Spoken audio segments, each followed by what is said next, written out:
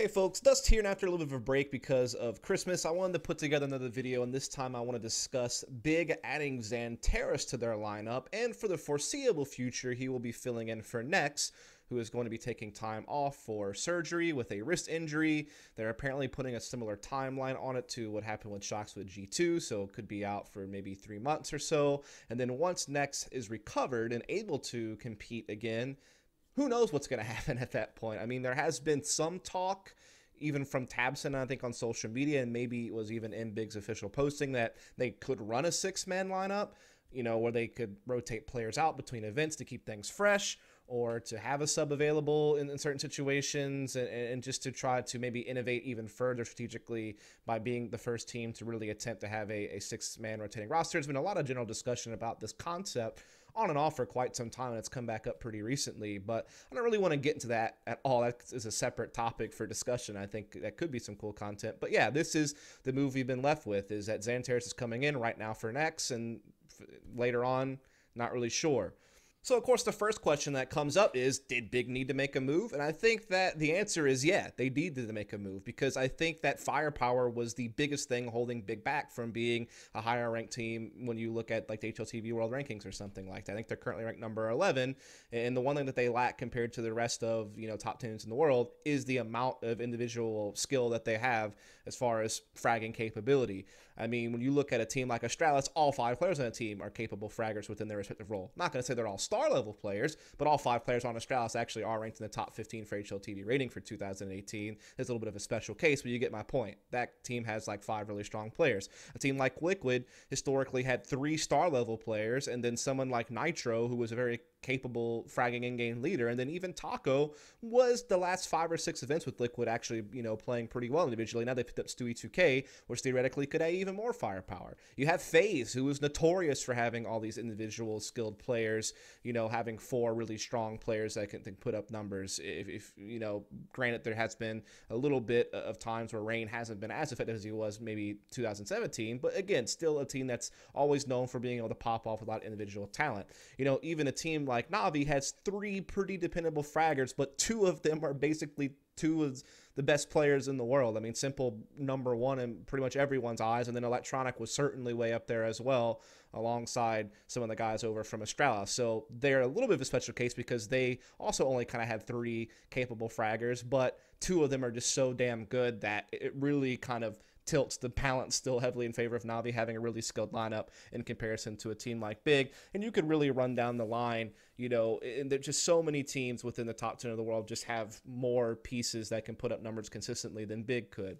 And this is in spite of the fact that Big is probably the number 2 team from Europe when it comes to overall strategy, in my opinion. I mean, Astralis is certainly number 1, but when you look at a lot of the other teams in the European region, I really do think that Big was one of the craftiest teams out there as far as, how well drilled their defaults were, how good their set pieces were, how good their utility usage was, how just well coordinated they were overall, some of the innovation they were bringing in, what some of the new grenades they were using, what some of the new kind of splits and timings they were using on certain maps. I think that they by far were up there tactically. I mean, certainly you had teams from the Americas that were also really good tactically, like a Liquid, like an Energy, like a Ghost. I think MIBR, despite some of their struggles with the Terex 2E2K lineup, at least had really good approaches to early round situations with their default and some of their set pieces, but really kind of broke down more in the late round scenarios and more chaotic, like retake or holding off retake situations. And when communications really got scrambled is when they would run into problems with their strategy, but still overall very good tactical team. So, yeah, I mean, those teams exist in the Americas, but in Europe, yeah, I mean, I think it really was like a Strauss and then Big. It's just, I think they really were that good tactically. And even statistically speaking, it's objectively true that their utility was some of the best. I mean, they were, over the last 6 months, because that's really when the team got solidified, which is like ESL 1 Belo Horizonte forward, essentially, because while they had brought on Smoothie a little bit before that, they couldn't use him for some of the ESEA stuff they were playing in, so they used him for like the key invitational. Then there was a bit of a lapse, and then they brought him back for Bello, and they kept the lineup that they've essentially had until Xantares comes on board through the last 6 months of the year. During that time, they were number 1 in the world over Astralis in flash assists per round, and they were number 2 in the world just behind Astralis for average damage per round from utility, like HE grenades, Molotovs, things like that. So when you think about the fact that they had this really great foundation of strategy and tactics and this great leadership from Gabi, who's definitely a veteran, definitely known to be one of the better tacticians, getting a lot out of a team that didn't have, again, as much overall firepower as a lot of these other teams that were ranked in the top 10. They just kind of fell out of the top 10 towards the end of the year, but through a lot of the year, they were considered a top 10 team. You know, yeah, firepower seemed to be the one department that you could clearly point to that, man, if they just had a little bit more, you know, ability to have consistent numbers from their star level players, that combined with these strategical elements that they have done so well with, could really put them in a position to grow in their rankings. That is certainly true. And it's also worth noting that when you do look at the team's performances, a lot of the times it's not as if they were like losing to teams that were embarrassing to lose to, if they should not lose to. It was more they were losing to respectable opponents quite often, a couple of slips, but I think the biggest point is that they just weren't gaining any ground, right? They weren't climbing their rankings. It seemed like a big reason why was because of this lack of firepower. So, I mean, if you kind of run through some of the results, I mean, Bella was a little bit of a slow start for them. Then they did really well at Cologne, though. They had that second place finish. They, were able to beat G2 in the best of 3. They beat FaZe in the best of 3. They had beaten Made in Brazil in the group stages in the best of 3. Same with, Renegades. They had beaten Liquid in the best of 1. It wasn't until Navi in the finals where they really slipped. I mean, they even took a map off of Navi in that best of 5. So that was a really sick run. Then the Major was a pretty sick run as well, all the way through both the Challengers and Legend stages. I mean, they did drop a couple of maps to Complexity and one map to Vega Squadron, but they took care of business against Optic in the best of 3. They needed to get to the Legends. And then in the Legends, other than losing to Complexity, I mean, they took care of business 3-1, got to the quarterfinals, and that's just where they tanked against Navi. Then Star Ladder, they started off really rough in the groups, but still managed to get out, including beating Mouse Sports in overtime in that final best of 1. Granted, that was a tricky one because they had such a huge lead and really kind of choked it out and almost lost and didn't make playoffs. But they still managed to get the job done, and then they lose to Ints in a best of 3, which, again, Ints is an upcoming team. They've looked very powerful lately in some of the DreamHack Open events I've seen them at. They did also have a pretty big tournament at like 1 or 2 Tier 1 events they played at in 2018. So, respectable opponent. But still, like, that's kind of this pattern I'm getting at. Like, you're losing to Navi every time you run up against them. You're losing to Ints now as well, a team that isn't like a super established top 5 team in the world or something like that. So even though it's not embarrassing, you're not really gaining ground. And then the same thing kind of happens at CS Summit 3, where they lose to Energy and Optic to go out, I think, in 3rd place at that tournament. And there's Chicago's where they go out in groups because they lose to Mouse Sports after having beat Navi. Again, Mouse Sports a very respected team, a lot of firepower, but again, you're not gaining any ground. You're not getting where you need to be. Then same thing can be said in Malta at Supernova, where they lost to Team Liquid and then wound up having to play Hellraisers in just the 3rd place decider game, which they won. But again, you're not gaining any ground. You're only beating smaller opponents that are ranked below you, and you aren't beating anyone. You're not punching above your weight, so to speak. And then EPL was a straight up kind of disaster. The last event together to end the year, they lose to Renegades in the best of 3.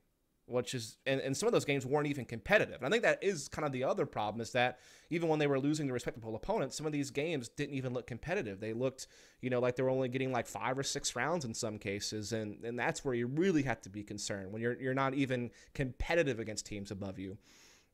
And it did seem like individual performances were a big part of this. I mean, Tabson was a clear star for this team. Played really, really well. Did have an off event at EPL Season 8, the last event they played, but throughout the bulk of 2018 was a monster. Had some really big events, had some big tournaments, was really good at some of the smaller events, like a Malta event that they came 3rd at. Was used a lot more actively on this version of the team than previous GOB teams he was a part of, where he could sometimes just play like solo peripheral roles. He was used a lot more actively. He was used a lot more as like a secondary entry type fragger, and he was doing really well and showing that flexibility and showing that consistency. And I think that he's a valuable piece, and he was, to me, their best player. Definitely the most dependable. Then they brought on Smooya, who's like this young 19-year-old opper, didn't really have a lot of experience playing at an international level, mostly just played on like UK or mixed teams. Then he comes on to play on Big, where he's going to play against top-level competition on a more regular basis. And listen, he definitely has dropped the ball in some of the bigger games he's played at, but overall, I would say generally pretty good, definitely worth having around. I mean, he had a bit of a slow start at Belo Horizonte, but he had like a really good best of 3 series against FaZe at Cologne and was okay at that event overall. A little bit hit or miss, but I would generally say pretty good. At the major, he was really good throughout that entire process until they played Navi in the quarterfinals. This is where he really seemed to kind of slip off the gas pedal. And it is also worth noting that maybe the last 3 events he played with Big, he seemed to be being really hit or miss. And so he hasn't really hit that level of consistency, but you can just see the flashiness he has, the impact that he can have when he's on point. And you would hope that as he gains more experience, as he gets more reps in, as he gets more time with a leader like Gabi, that he can improve as a player. I think there's definitely some issues with his very polarizing attitude and personality, which could certainly impact the team and himself and his personal growth. But you like to think those are things that he can, eventually sort out as he matures as a person. But definitely still worth having around, definitely could be impactful for this team. And then, next, a guy that unfortunately has to step away because of the injury situation, I think he shored up the team nicely.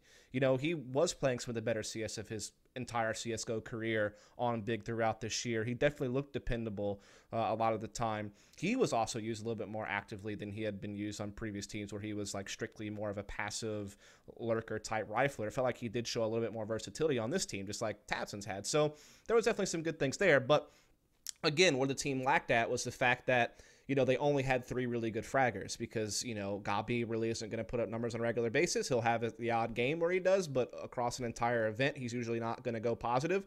And the same could be said for Tizian, and that's not to knock him. Tizian does his job.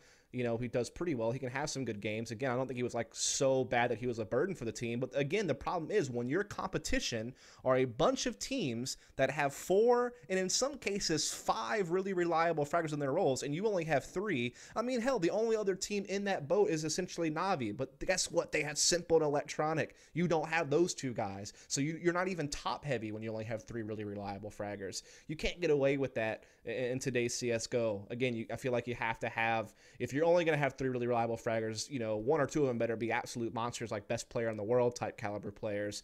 Otherwise, you need to have, I think, 4 really dependable fraggers. Maybe only 2 of them are like superstar level players, but still 2 guys who can do their job and go positive across an entire event and put in that production within their role. And again, like I said, outside of Navi, pretty much every other team has 4, in some cases 5 players who can do that. And again, that was a big hit to Big. And I think getting Xantares is a great move in the right direction to be able to add to your strengths, add to the fact that you have really good coordination, add to the fact that you have these really cool set pieces, that you're innovating these executes. They can be very explosive, add some more firepower to really pack that punch behind some of these explosive plays you're trying to make. And that is what Xantares can be.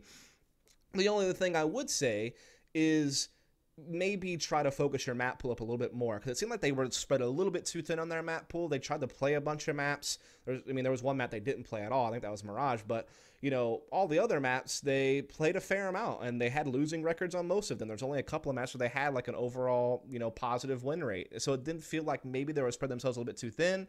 I know you want to be deep when you go into the pick ban phase, so you can maybe punish people who skip their permaban, or try to punish someone who maybe is really top heavy on certain maps, but towards the middle of their map pool they really struggle a bit. You can try to pick into that. I get you want to have that capability, but again, maybe focusing on a smaller map pool might let you really refine your play a bit more, get people more comfortable, get you performing more consistently, and then you have more of a threat. So that's the only thing I would maybe add to Big that could have maybe been a weakness aside from the individual firepower. And so let's talk a little bit about the firepower they've added. It's Xantares. Now, this guy is a monster. He is a really good fragger. He's done it on LAN as well. I know there's like a lot of memes about like Space Soldiers being kind of onliners, but I don't think Xantares is onliner. I think that he's proven his worth in tier 2, tier 3 events in the offline environment. He's even done well at some of like the major qualifiers and stuff like that. I definitely think that, there's really only been one bad event I can think of that he's had in a while. And it was one of the EPL finals he played earlier in 2018. Other than that, the dude's an absolute stud. I'm surprised this move was even possible. It seemed like Xantares was just locked into that region, into that X-Space Soldiers crew. I had known that some people were interested in him in the past, but it never worked out. So it just seemed like he was destined to continue to play with those players under a different organization. And I'm very surprised that Big pulled this move off. Definitely kind of shocked me. Didn't see it coming. But good move, though. Obviously, there's going to be some big concerns on how to implement Xantares because, look, for one, you got to think about how good is his English. How good is he going to adapt to communicating in English? That's always going to be a big problem in CSGO, especially in a very tactical heavy team like how Gabi likes to run Big. So right off the bat, that's massive on whether or not he's going to be able to implement into the team based on that. Then he is going to be moving, I think, to Germany, if I'm not mistaken. So he's going to be a new environment, new culture. How does he handle those adjustments in his life? How does that impact his game? I mean, that alongside the English could be some huge barriers to Xantares actually really being what Big needs him to be for them to add that firepower. So that's going to be huge. How does he handle some of the personalities that are on Big? Again, there's some polarizing personalities in that team. How does he handle those attitudes? How does that affect him as a player or as a person? So there's a lot of cultural and language things that could make this a really hard adjustment for him. The other thing that could be really difficult is, how do you want to use Xantares in your team? Because oftentimes on Space Soldiers, he was one of the main driving forces on their entry power. Like, he would pair up with Major and go in these fast-paced plays that Space Soldiers would do, and he was kind of like a secondary entry fragger. That's what I would label him as, I guess you could say, if I had to pick something. He's definitely a star player, definitely could have a lot of freedom and do looser plays, but when it came down to the nitty-gritty, I would say he's kind of a secondary entry type player. So does that mean that you're going to throw him into that role where he can thrive and use him that way? Because if so, I think things might be a little bit tough because, Tabson's already kind of fulfilling that role for Big. So do you shift Tabson around, even though he's being very successful in being kind of an entry type rifler? Or, one option is to just make Tabson and Xantares your entry duo alongside Smoothie's AWP, but that means that Gabi would kind of have to come back even more and kind of play more on the edges of the map or something like that alongside someone like Tizian, which Tizian's already doing that, so he's going to be fine. But, Gabi's always been a guy that likes to travel with the control group. He likes to be there with his opper and one of his entry riflers. And that means that sometimes another rifler that might be best suited to be kind of a part of the entry force might be stuck playing solo roles on the edge of the map. Now, Tabson has done this in the past. Will he go back to that? I don't know. I wouldn't like to see that because, again, I think Tabson's been thriving, kind of being a more active player in early round situations. It is certainly true that a lot of Big is like these explosive executes. They don't actually even default all that much or have like a superset default all the time. So it could just be that they just send all three of those guys on there flying. Send Tabson and Xantares in there with Big support, with Svia's op, and you just have like a really explosive swarm and trade style with those pieces. So that can definitely help them in set pieces. But again, when you are playing the default, it feels like unless Gabi's willing to play some of these solo roles, it might be that Tabson has to take a little bit more of a back seat, kind of go back to some of the things he used to do and kind of have to shore up those peripheral roles. It could be that Gabi could go and do it, which I think would be best to kind of really always keep Xantares and Tabson engaged and taking mid control or, taking those early fights. But again, you're going to have to figure out how exactly you want to shift personnel. And then, you have to figure out how do you want to adjust when Next might be back into the picture. So again, I think that Big definitely needed to make a move. I definitely think that firepower was their biggest weakness outside of, like I said, maybe trying to focus on too many maps at once in their map pool.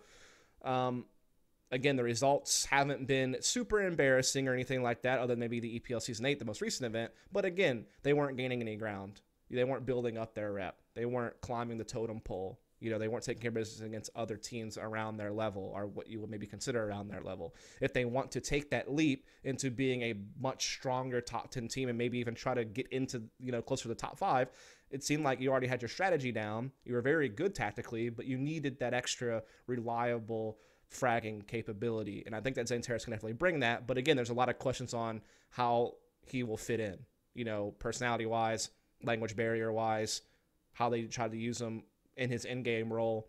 There's definitely some obstacles there, but I think all in all, as long as he can adjust well, as long as, Gabi can figure out a way to kind of shift everyone's role and get everyone where they need to be, this could be that extra piece next to Tabson, next to Smoothie's AWP as he continues to mature that really could give them what they need to compete way better against these other teams that usually could just outman them in firepower. So, like the move. Hope it all works out. Hope you enjoyed this video. If you did, please subscribe for more content. Catch you next time.